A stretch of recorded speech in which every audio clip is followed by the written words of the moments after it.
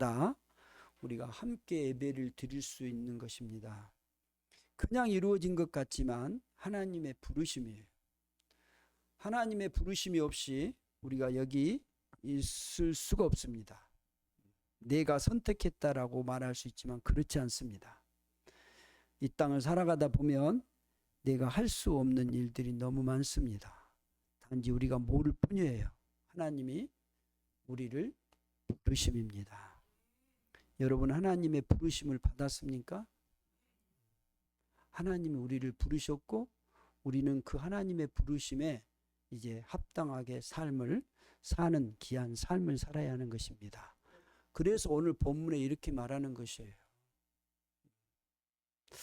그 부르심에, 한 소망의 부르심에, 그 부르심의 소망, 너희가 부르심의 한 소망 안에서 부르심을 받았다라고 말합니다. 한 소망 안에서 부르심을 받은 거예요. 그래서 오늘 우리가 여기에 있는 것입니다. 하나님의 부르심을 우리가 받았는데 이 부르심에는 개인적인 부르심이 있고 두 번째는 공동체로서의 부르심이 있어요. 교회로의 부르심이 있다 그 말입니다. 오늘 저는 여러분에게 함께 말씀을 나누고자 하는 것은 교회의 공동체로서의 부르심이에요. 교회의 부르심을 받은 자다라는 거예요. 하나님의 그 콜링 부르심을 우리가 받았잖아요. 그 무엇에 대한 부르심이냐면 교회의 공동체의 부르심이란 말이에요. 하나님의 교회의 부르심으로 받은 거예요. 여러분, 교회는 무엇입니까? 교회는 교회 건물 이것입니까? 아니에요. 교회는 어떤 모임 단체입니까? 그렇지 않아요. 교회는 어떤 우리의 어떤 무엇을 즐기기 위해서 모임이 어떤 그런 단체도 아니고 어떤 모임도 아니에요. 교회는요, 그리스도의 몸입니다. 그리스도의 몸. 하나님의 부르심을 받은 우리가 교회예요, 교회. 근데 그 교회인데 그리스도의 몸이다 그 말이에요. 내가 부름을 받으면 예수 그리스도의 몸이 되는 거예요. 예수 그리스도의 몸이 되어서 각 지체로 있는 거예요. 그래서 우리에게 성경에 이 몸으로 비유를 해서 설명해 주는 거예요. 예수님이 머리시고 우리는 몸이다. 이 몸은 각자 다 달라요. 몸이 다 달라요. 우리 몸의 지체가 다 달라요. 그런데 이 몸은 하나예요. 오늘 본문에 이렇게 말해요. 몸이 하나요. 라는 거예요. 이 몸이 교회예요. 교회는 그리스도의 몸인데 그리스도의 몸인 우리가 교회의 각 지체로서 지금 있는 거예요. 그러니까 이건 신비한 거예요. 그래서 오늘 본문 봐보세요. 이 교회는 하나의 그 한 몸인데 성령도 하나이시요. 이와 같이 너희도 부르심의 한 소망 안에서 부르심을 받았느니라. 주도 한 분이시요. 믿음도 하나요. 세례도 하나요. 하나님도 한 분이시니 곧 만유의 아버지시라. 만유를 통하여 만유 위에 계시고 만유 가운데 만유를 통하여 만유 가운데 계시는 거예요. 그분 아버지. 그 만유 가운데 만유 위에 계신 그 아버지. 그분으로 통해서 우리가 그리스도의 몸의 한 지체로 있는 거예요. 여러분, 오늘이 무슨 날이에요? 21일이에요. 이제 우리나라에서 이 날을 부부의 날이라고 말하는 거예요. 창세기 22장 24절에 보면 남자는 부모를 떠나서 그의 아내와 합하여 둘이 한 몸이 될지니라. 둘이 하나가 되는 거예요. 이거 신비예요. 그러니까 세상 사람들이 이게 몰라요. 뭔 말인지를 몰라요. 이 하나 되게 하셨단 말이에요. 교회를. 우리를 부부로 하나 되게 하셨단 말이에요. 그래서 한 몸이 된 거예요. 그러니까 이 교회 공동체는 정말 주님의 신비하심으로 하나님의 그 은혜로 하나 되게 하신. 그래서 오늘 본문에 이렇게 말해요. 성령이 하나 되게 하신 것을 힘써 지키라 그래요. 이게 교회가 성령이 하나 되게 하신 거예요. 사람으로서는 할 수 없어요. 이게 사람은 이해를 못하는 거예요. 교회가 어떻게 하나냐? 다 다른데. 하나님이 그렇게 하셨다니까요. 하나 되게 하신 거예요. 하나의 몸을, 그리스도의 몸으로 하나 되어서 움직여 가는 거예요. 만약에 우리가 봐보세요. 우리 몸이 하나가 되지 않냐면 우리는 뒤죽박죽 되는 거예요. 살 수 없어요. 교회는 그리스도의 몸으로 존재하는 거예요. 그러니까 내 혼자 따로 이렇게 되면 안 돼요. 여러분, 교회는 반드시 공동체로 그리스도의 몸으로 존재하기 때문에 우리가 함께 예배하는 거예요. 어떤 사람들은 무교일주자가 있어요. 예배에 대해서 무시하는 사람이 있어요. 여러분, 절대 그렇지 않습니다. 성도가 그 하나 되어서 그 안에서 함께 지어져 가고 함께 세워져 가는 거예요. 교회의 공동체 생활이 없으면 여러분 절대로 신앙은 성장 안 해요. 제가 수많은 사람을 봤지만 교회의 공동체 안에서 정말로 그 안에서 세워져 가는 거지 혼자 세울 수가 없는 거예요. 그러니까 여러분이 좀 힘들더라도 함께 세워져 가기 위해서 가는 거예요. 그래서 교회에서 가장 중요한 것은 뭔지 아세요? 성령의 하나 되게 하신 거예요. 두 번째는 거룩함이에요. 교회의 강력한 힘은요, 거룩함과 성령이 하나 되게 하신 거예요. 만약에 교회에 이것이 없다면 여러분 교회는 아무런 힘이 없어요. 사람들이 이렇게 말해요. 교회가 막 몇십만 명 되는 것이 힘이 절대 그렇지 않습니다. 교회가 수십만 명, 수백만 명이 돼도요, 거룩과 하나됨이 깨져버리면 그 교회의 힘을 다 잃어버린 거예요. 교회의 가장 중요한 속성 중에 하나는 성령 안에서 하나 되게 하신 거예요. 그래서 하나님이 가장 여러분 크게 크게 죄를 짓는 것에 대한 것을 말한다면 교회 하나 되게 하는 것을 깨는 거예요. 하나 된 것을 깨게 할 때 하나님이 가장 마음 아파하시는 거예요.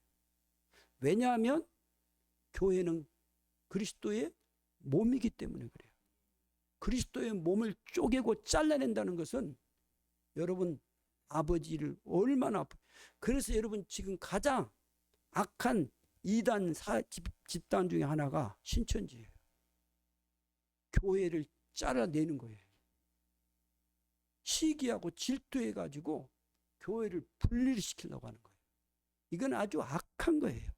어떤 일이 있어도 교회를 하나 되게 하는데 지켜야 되는 거예요.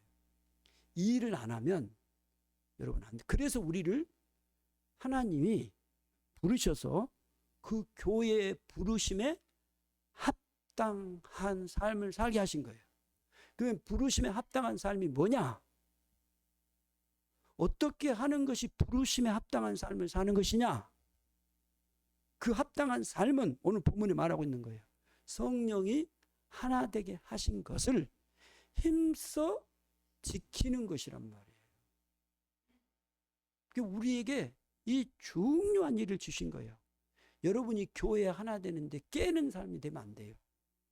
하나 되게 하는데 힘써 지켜야 돼요. 이것을 하나님이 그렇게 기뻐하셔요. 그래서 교회의 공동체를 하나로 세우는 이 일을 위해서 힘쓰는 그 지체들을 통해서 교회가 나눠지지 않는 거예요. 정말로 하나님이 기뻐하시는 일은 바로 이 일이에요. 하나 되게 하신 것을 힘써 지켜야 돼요. 어떤 일이 있어도 교회를 여러분 쪼개고 나누고 이러면 안 돼요. 그건 주님의 몸을 자르는 것과 똑같은 거예요. 그렇기 때문에 그것만 하면 안 돼요. 절대로 하면 안 돼요. 오늘 하나님이 이 교회 하나 되게 하신 것을 그러면 어떻게 지켜갈 수 있겠느냐라는 거예요. 그것을 오늘 본문에 잘 말씀해 주고 있어요. 이 하나 된 걸 지켜야 될 거 아닙니까? 그 합당한 삶을, 부르심에 합당한 삶을 사는 것은 교회에 하나 되게 하신 것을 지키는 거예요. 어떻게 해야 우리가 이 하나됨을 지킬 수 있느냐라는 거예요. 그 첫 번째가 오늘 본문에 이렇게 말하는 거예요. 그러므로 주 안에서 같이 내가 너희를 권하노니 너희가 부르심을 받은 일에 합당하게 행하여 어떻게 하라 그랬어요? 모든 겸손이에요. 겸손. 하나 되게 하신 일에 있어서 가장 중요한 것 중에 하나는 겸손이에요. 겸손이 뭡니까? 지금은 겸손이 미덕이지만요. 바울 당시 에베소의 이 성경이 기록될 당시는요. 겸손이 절대 미덕이 아니에요. 악덕이에요. 악덕. 겸손하세요. 그러면요. 그 어떤 층에 있는 사람들이요. 가만히 있질 않아요. 그래서 문헌 같은 데도 보면 겸손이란 말을 쓰질 않아요. 이것은 어떤 사람이 하는 거냐면 가장 낮은 노예라든가 종들이 하는 일이기 때문에 그래서 그들이 없어요. 이 겸손이란 말이. 지금은 겸손이 미덕이 되고 겸손하라 겸손하라 그러면 네 알겠습니다. 그래야지요 막 그러죠. 근데 이때 당시에는 그렇지 않아요. 겸손이라는 것은 남을 세워주고 남을 존중히 여겨주고 그 존경하는 거예요. 그래서 오늘 본문에 보면 이렇게 말해요. 모든 겸손이라 그래요. 이 모든이라는 것은 어떤 상황에서든지 어떠한 일이든지 언제든지 모든 일에 있어서 내가 언제나 겸손한 거예요. 그래서 먼저 가서 내가 섬겨주고 도와주는 거예요. 왜 그럴까요? 우리 주님이 바로 이 겸손을 하신 거예요. 그래서 친히 주님이 수건을 두르시고 제자들에게 무릎을 꿇고 그들의 발을 씻으시는 거예요. 왜냐하면 교회를 하나 되게 하시기 위함이기 때문에. 겸손이 있을 때에 여러분 교회가 하나 되게 하시는 거예요. 겸손하지 아니하면 절대로 교회는 하나 될 수가 없어요. 내가 교회를 먼저 다녔는데 내가 뭐 집사인데 장로인데 뭐 목사인데 그러면서 봐보세요. 섬기지 않고 목에 힘줘 보세요. 니는 늦게 왔잖아. 니는 뭐 그러잖아. 그러면서 그러면 여러분 교회가 어떻게 하나 될 수 있겠어요? 안 되는 거예요.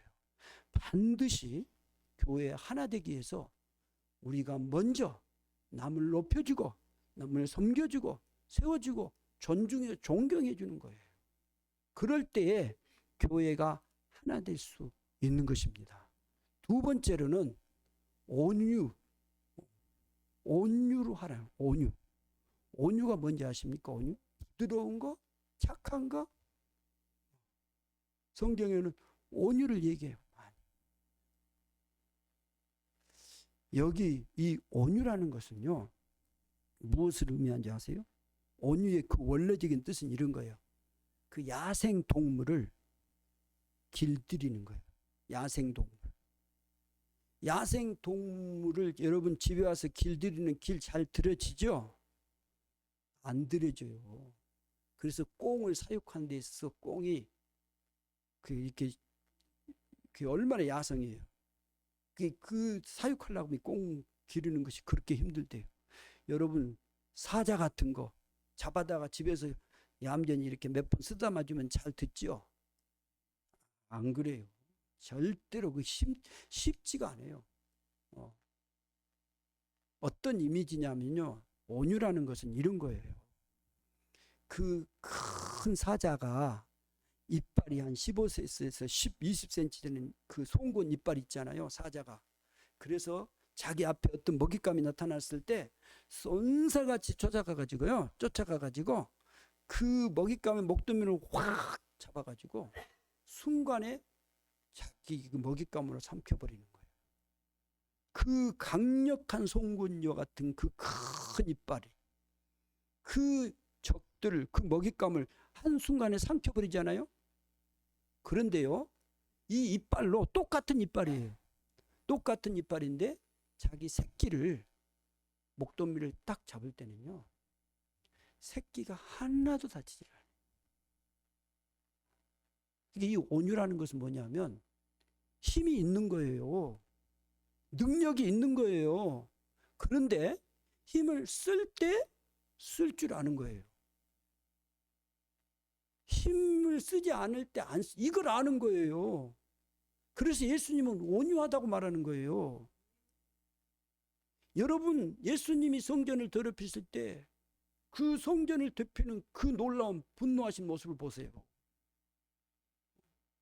예수님은 한없이 그 약한 자들을 기다리시고 안아주신 그 모습을 봐보세요. 이 온유예요. 이게 온유라는 것은 그냥 부드럽게 얌전하게 착하게 그래 무조건 네 이게 온유가 아니란 말이에요. 뭔지를 분명히 알고 힘이 있고 능력이 있음에도 불구하고 힘을 쓸 때를 아는 거예요. 쓸 때를 아는 거예요. 이때 힘을 써야 되는가, 이곳에 힘을 써야 되는가, 안 써야 되는가. 이게 힘이 있을 때 힘을 아껴야 되는데 보통 사람들은 봐보세요. 권력을 잡으면 막 흔들어요. 그건 바보 멍청이에요. 절대 그러면 안 돼요. 힘이 있지만, 능력이 있지만, 그러나 쓸 줄, 그 때를 알고, 그 써야 할 곳을 알고, 힘을 안 쓸 때는 여러분 정말로 아무리 힘이 있어도요. 여러분 이 모습 봐보세요. 예수님이요. 능력 있잖아요. 그럼에도 불구하고 십자가에서 여러분 봐보세요. 갈 때 막 욕을 하고 침을 뱉고 그 오만 욕을 다 하고 때리고 그때 예수님 힘을 쓰던가요? 그대로 맞아가요. 그대로 그 벨 말을 다 듣고 그대로 가는 거예요. 왜요? 우리를 구원하시기 위한 하나님의 그 선한 그 계획 뜻을 향해서 가기 때문에 그래요. 우리를 살리기 위해서 끝까지 가신 모습이잖아요. 온유란 그런 거란 말이에요. 여러분, 우리 가운데 정말로 내 마음에 안 든 그런 지체들이 얼마나 많아요. 다 마음에 들어요? 안 들어요. 다 다르다니까요. 성격이 다 달라요. 그런데도 그 사람을 끝까지 기다려주는 거예요. 그 힘이 있어서 막 어떻게 하고 싶지만 그래도 온유함으로. 왜냐하면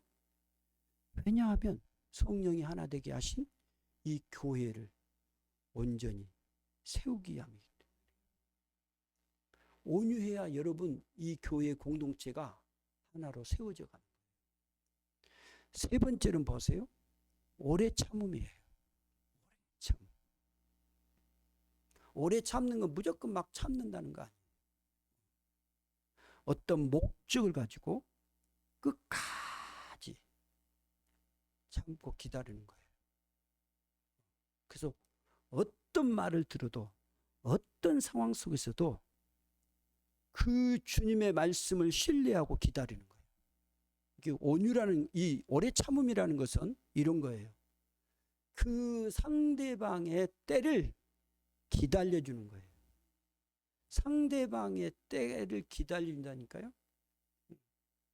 그 사람의 때를 그 사람이 할 때까지 기다려주는 거예요. 여러분, 사람은요, 우리 중에도 그래요. 빨리 터득한 사람이 있어요. 그리고 좀 늦게 배운 사람이 있어요. 그렇잖아요. 빨리 이렇게 하는 사람도 있고 늦게 하는 사람도 있어요. 그럼 뭐 늦게 오면 틀린 거예요? 다 빨리 해야 돼요? 아니요. 늦을 수도 있죠, 뭐. 그러니까 그 사람의 그것을 그분을 인정하고 그때까지 기다려준 거야 된다니까요. 이거 인내라고, 오래 참음이라고. 그래야 교회 공동체가 세워지는 거예요. 성경은요, 어린 아이들이 그 상에 둘러앉은 감람나무 같다고 말하는 거예요. 어린 아이들이. 감람나무는요, 열매를 맺을 때 10년에서 13년이 걸려요. 2년, 3년, 4년, 5년 열매 안 맺어요. 10년 이상을 지나야 여러분 올리브 나무 열매가 맺는 거예요. 애들을 보세요. 애들이요. 뭐 어렸을 때부터 막 꼭 다 해야 돼요. 막 방정식을 다 풀어야 되고 미적분을 다 해야 돼요. 그 모두면 틀린 거예요? 다 100점을 맞아야 돼요? 아니, 그런 아이도 있을 수 있지만 안 그런 아이도 있다고요. 그러니까 그 아이가 자랄 때까지 그때를 기다려 줘야 돼요. 그러면 여러분 이 올리브 나무는요 100년 동안 열매를 따먹을 수 있는 거예요. 그러니까 우리 가운데 좀 빨리 배우고 빨리 하는 사람도 있지만 늦은 사람이 있어요. 잘 못 고치고 이렇게 있는 그런 습관들이 있잖아요. 그럼 그걸 기다려 줘야 돼요. 잘라버리고 그냥 이렇게 해버리면 안 돼요. 교회는 그리스도의 몸입니다. 주님이 하나 되게 하신 거예요.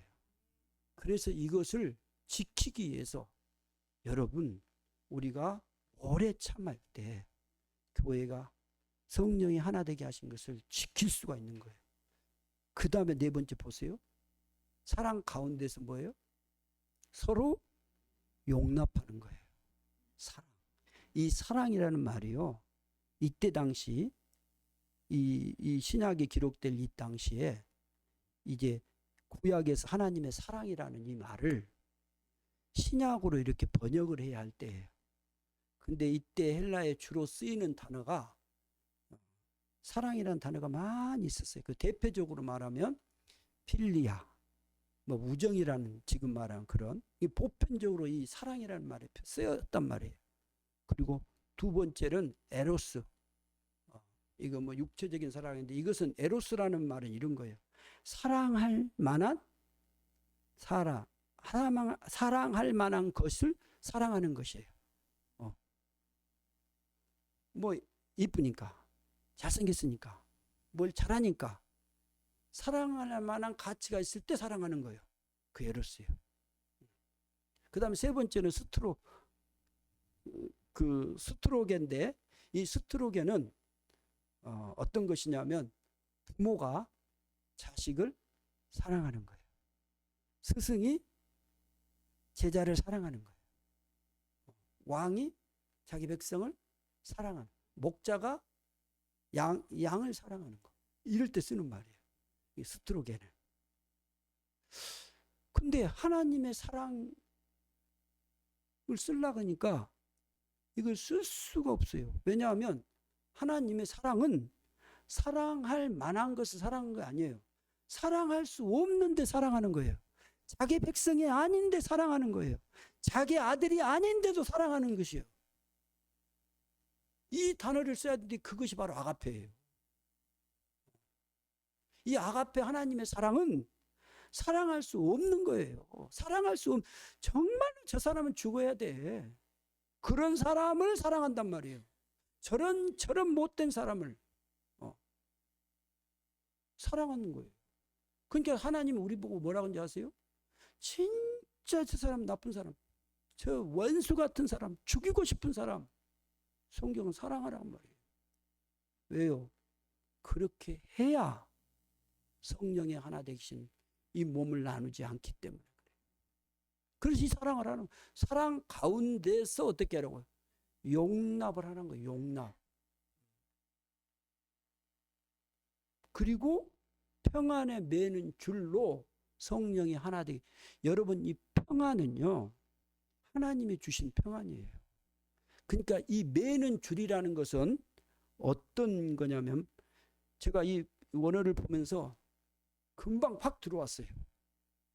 그 어떤 거냐면, 매는 줄이라는 것은, 여러분 관절 있죠, 관절. 우리 몸에는 모든 관절이 있어요. 근데 이 관절과 관절 사이를 메어주는 끈이 있어요. 그거예요, 그거. 여러분 지금 이제 나이가 들어서 알잖아요. 관절이 옆부분이 얼마나 중요한가. 매디매디 이 관절들을 다 이거 잡아주는 거예요. 이것을 여러분 잡아주는 것이 뭐냐면 평안이에요. 성도와 성도 사이에 이 평안으로 다 묶여져 있단 말이에요. 연결되어 있다 그 말이에요, 지금요. 그 평안으로 여러분 성도가 하나 되어서 이것을 지켜가는 거예요. 그렇지 않으면 우리가 여러분 이것을 지킬 수, 그래서 우리 보고 겸손하라 그 말이에요. 온유하라 그 말이에요. 오래 참으라. 사랑 가운데 용납하라. 평안의 주로 매어 있으니까 성령이 하나 된 것을 힘써, 그것을 위해서 우리가 부르심을 받은 자란 말이에요. 이 일을 위해서 우리가 할 거야 안 할 거예요? 해야 된단 말이에요. 우리 주님이 교회를 하나 되게 하셨어요. 그리고 이제 우리 보고 이 하나 된 것을 지켜라. 이 부르심을 받은 여러분, 우리가 이 교회의 이 하나됨을 힘써서 지키기 위해서 여러분이 모든 일에 겸손하고 온유하고 오래 참고 사랑 가운데서 용납하여 평안에 매는 줄로 하나 되는 것을 힘써 지키는 복된 아름다운 삶이 되시기를 주의 이름으로 축복합니다. 기도하겠습니다. 아버지 하나님 감사합니다. 우리를 사랑하시고 자녀로 불러주시고 성령 안에서 하나 되게 하셔서 감사합니다. 그리스도의 몸으로 평안에 매는 줄로 하나 되어서 우리가 주님의 귀한 몸으로 살아가게 해주셔서 감사합니다. 이 귀한 것을 잘 지키며 살아가는 아름다운 복된 성도의 삶 되게 주옵소서. 감사하오며 우리 주 예수 그리스도 이름으로 기도하옵나이다. 아멘. 찬송가 212장입니다.